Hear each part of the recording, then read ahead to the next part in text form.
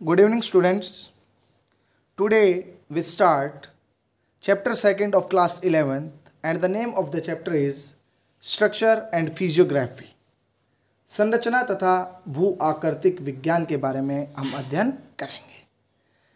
In class 9th, we learned that India has almost 6 physical divisions, included the northern mountains or the Himalaya mountain, second the northern plain, third the great peninsular plateau, fourth the Indian desert, fifth the coastal plains, and sixth the islands. Later we will discuss all these physiographic divisions of India in this chapter. So let us start our chapter with the age of the earth. So let us start. Our earth and its landforms. Landforms is related with the mountain, the plains, the plateaus have evolved. ये जो विकसित हुए हैं, जितने भी landforms अर्थ के ऊपर जो विकसित हुए हैं, अप्रोक्सीमेटली 460 मिलियन ईयर्स ओल्ड. ये लगभग कितने 40 करोड़ वर्ष में ये सारे क्या हुए, डेवलप हुए हैं. अर्थात जो पृथ्वी की जो वर्तमान अनुमान के अनुसार जो पृथ्वी की आयु है वो लगभग कितनी है, 46 करोड़ ईयर्स है. You know about the plate tectonic and the movement of the Earth's plate. In 9th class, you learned about the Alfred Wegener's principle of plate tectonic. So let us discuss something about plate tectonic theory. थोड़ा सा मैं आपको plate विवर्तनिक सिद्धांत के बारे में बताता. देखिए, स्टार्ट करते हैं plate tectonic theory. This theory was given by Alfred Wegener. ये जो सिद्धांत है ये किसने दिया था, अल्फ्रेड वेगनर ने दिया था. In which year, in 1912. And this theory was published in the year of 1915. ध्यान दें, ये जो थ्योरी थी ये 1915 के अंदर पब्लिश हुई और 1912 में अल्फ्रेड वेगनर ने प्रिंसिपल दिया. According to this principle we have 7 continents today. And before millions of years ago, all 7 continents were in single unit. That's name was Pangea. लगभग 250 million years ago, this was the super land mass. और जो आपके सातों महाद्वीप थे वो single unit के अंदर थे, जिस यूनिट का नाम क्या था, पेंजिया. क्या नाम था, पेंजिया. अब देखो, पेंजिया एक ग्रीक वर्ड है. पेंजिया कैसा वर्ड है, एक ग्रीक वर्ड है. एक कैसा वर्ड है, ग्रीक वर्ड, जिसका अर्थ क्या होता है, जिसका मीनिंग होता है ऑल द लैंड. क्या होता है, all the land. Okay. And this Pangaea was surrounded by water by all sides. और उस वाटर बॉडी को क्या नाम दिया गया था, पैंथालासा. क्या नाम दिया गया था, पैंथालासा. तो जो लैंड यूनिट थी वो आपकी क्या थी, पेंजिया थी, और जो वाटर बॉडी थी वो आपकी क्या थी, Panthalassa. Is it clear? Okay. According to plate tectonic theory, according to plate tectonic theory, the crust of earth, the crust of earth is made up by 7 major plates, 7 major plates and several minor plates. Several minor plates. Okay. Plate tectonic theory के अनुसार जो crust है, अर्थ की 3 layers होती है. अर्थ की कितनी layers होती है, the layers of earth. First हो गया आपका क्रस्ट, जिस पर हम सभी रहते हैं, ट्रांसपोर्टेशन, हाउसिंग, इंडस्ट्री जो लगाते हैं, अपर पार्ट होता है. उसके बाद होता है मेंटल. क्या होता है, मेंटल. मेंटल की जो सबसे बड़ी फीचर है वो क्या है, स्टोर हाउस ऑफ मैग्मा है. क्या है, store house of magma. Okay. और थर्ड आपका क्या है, कोर, जो निकिल और फेरस जैसी हैवी मेटल से क्या है, मिलकर बना है. Okay. So according to plate tectonic theory, the crust of earth is made up by the 7 major plates and several minor plates. Okay. Then next is that the Pangaea was divided into two parts. अब Pangaea क्या हो गया, two parts के अंदर divide हो गया। किसके कारण हुआ? सबसे पहले तो ये देखिए, due to the convectional current of earth, due to the convectional current of earth the Pangaea was divided into two parts. North part आपका कौन सा हो गया था? अंगारा लैंड,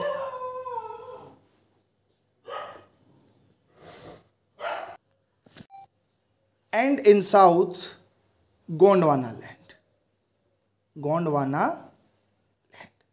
आज आपके 5 मेजर जो कॉन्टिनेंट है वो किसके पार्ट हैं? गोंडवाना लैंड के हैं। और अंगारा लैंड के जो इंपॉर्टेंट पार्ट है वो कितने हैं? 2 कॉन्टिनेंट हैं। ओके, ये कॉन्वेक्शनल करंट क्या होता है?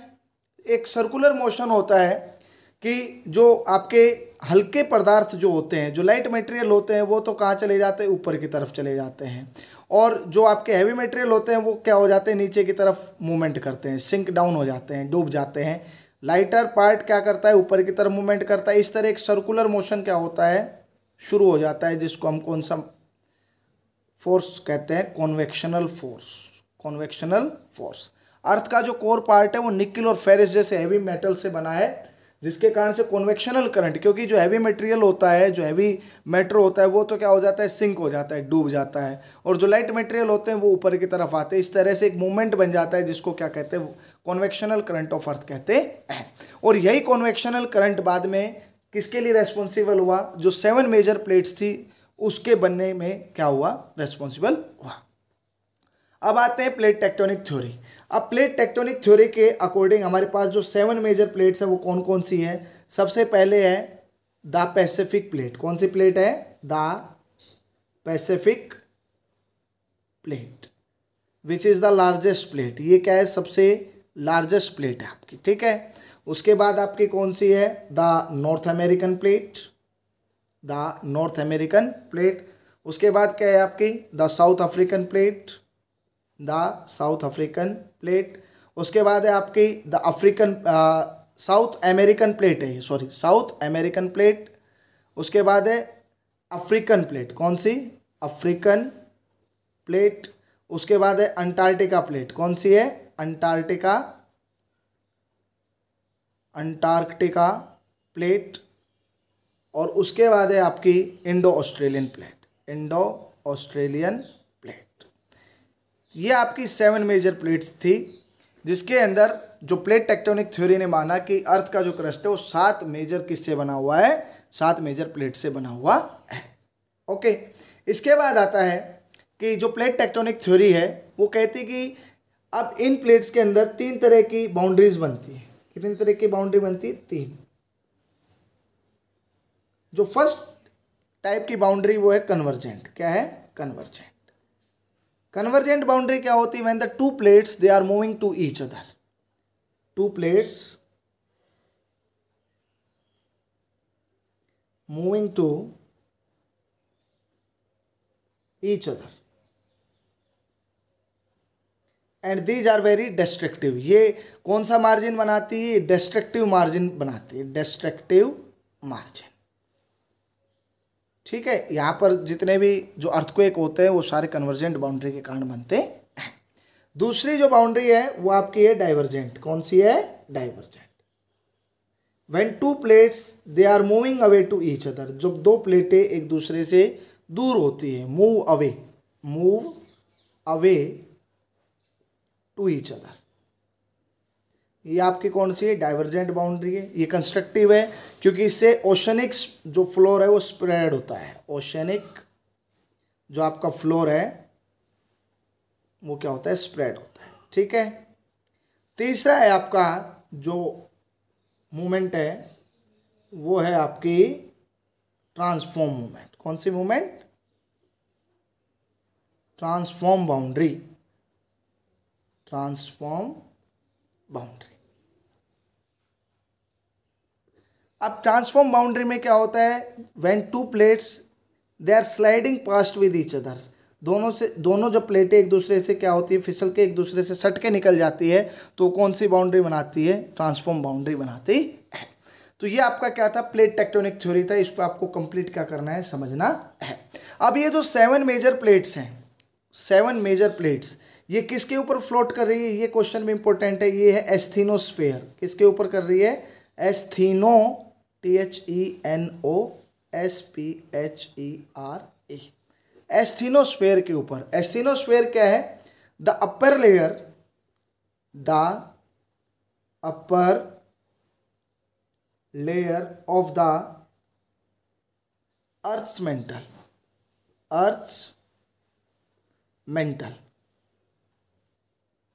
below the lithosphere, 100 किलोमीटर के नीचे लगभग जो आपका लिक्विड फॉर्म के अंदर जो आपके एक लेयर पाई जाती है उसको हम क्या कहते हैं, एस्थीनोस्फेयर कहते हैं। और ये एस्थीनोस्फेयर रेस्पॉन्सिबल होती है किसके लिए, प्लेट टेक्टोनिक थ्योरी के लिए। तो ये आपका पूरा क्या समझाया मैंने आपको, प्लेट टेक्टोनिक थ्योरी पढ़ाया है। अब इसके बाद क्या आता है, you know about the plate tectonics and the movement of the earth plate. ये मैंने अभी आपको समझाया कि अर्थ की प्लेट्स जो है वो किस तरह से क्या करती, मूव करती है।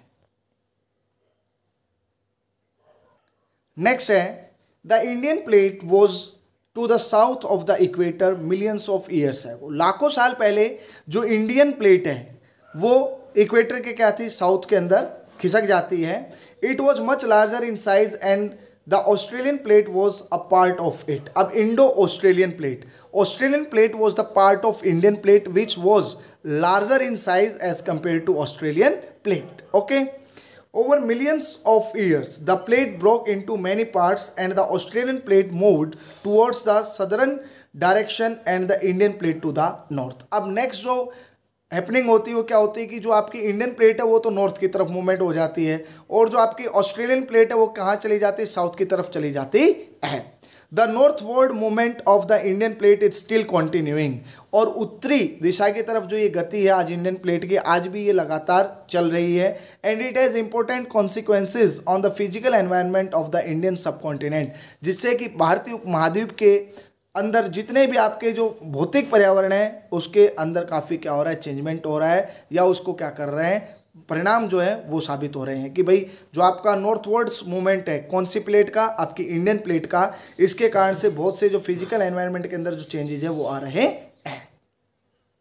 नेक्स्ट है, these changes brought by endogenic and exogenic forces and the lateral movements of the plate।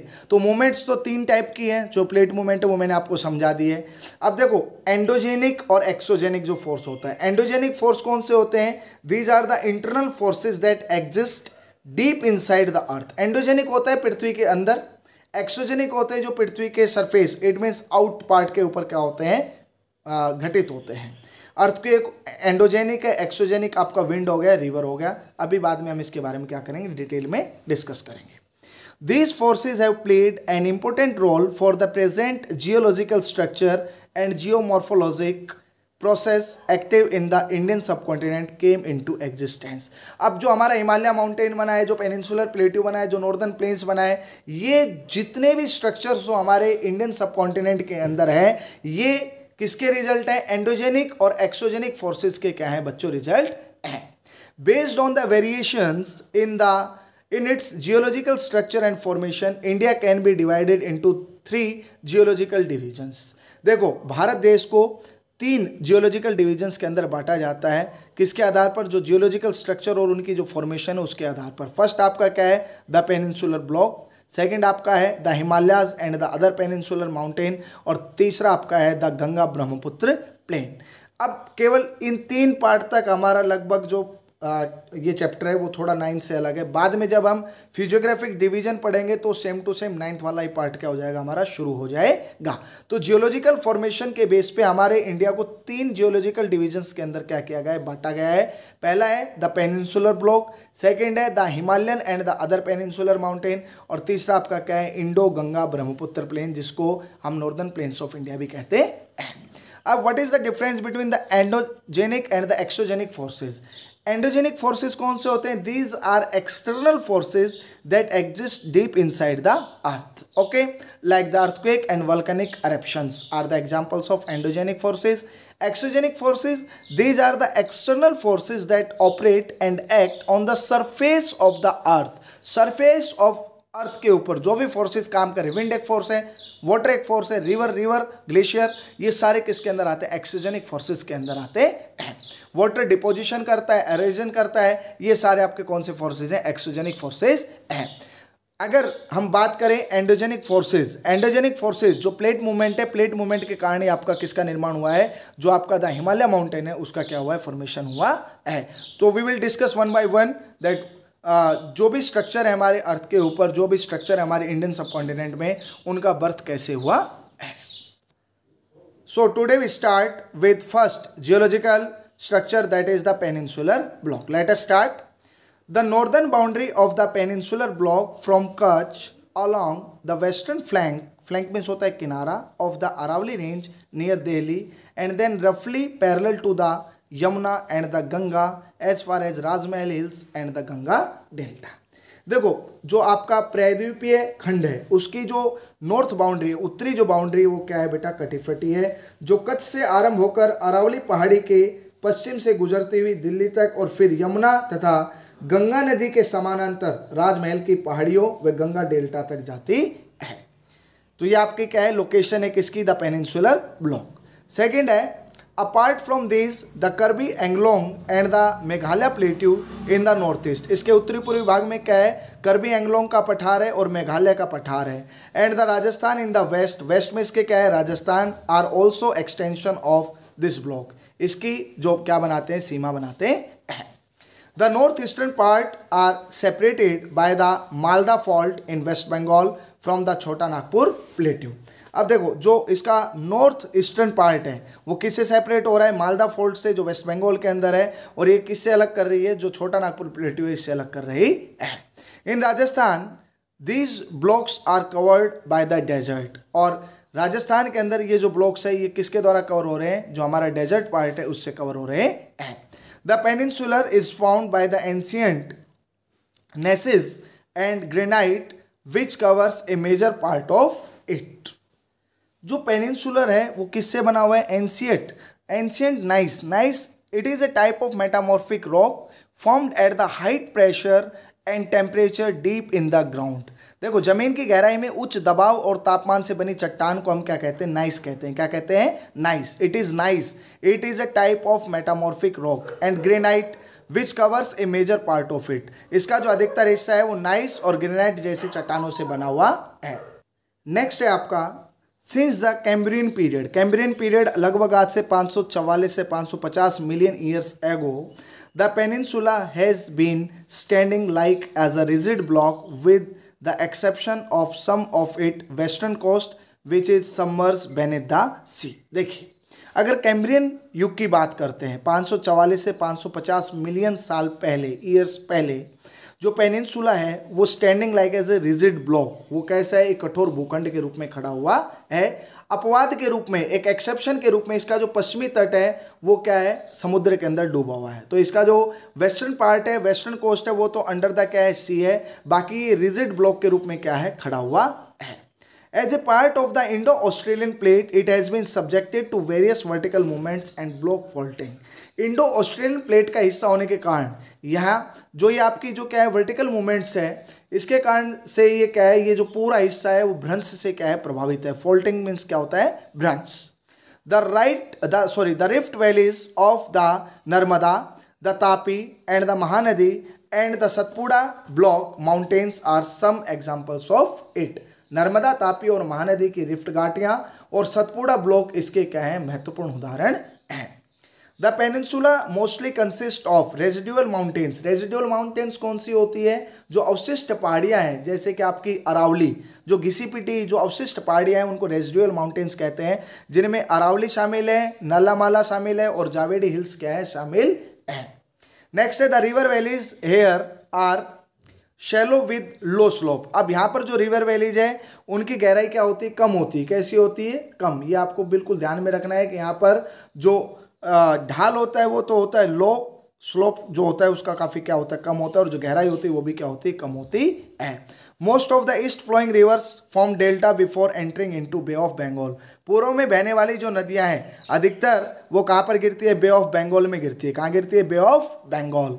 The delta formed in the by the Mahanadi, the Krishna, Kaveri and the Godavari are important examples.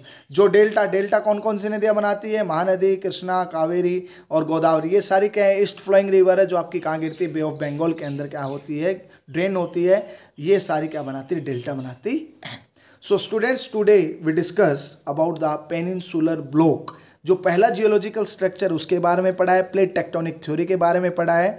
ये आपको अच्छे से क्या करना है? लर्न करना है। इसके साथ मैं आपको आपके ग्रुप के अंदर 9th क्लास का 2 वीडियो भेजूंगा, दोनों ही इसी से रिलेटेड है। दोनों वीडियो को बड़े ध्यान से आपको क्या करना है? देखना है, ताकि जो प्लेट टेक्टोनिक थ्योरी है वो डायग्राम के थ्रू आपको क्या आ सके? समझ में आ सके। जय हिंद, जय भारत।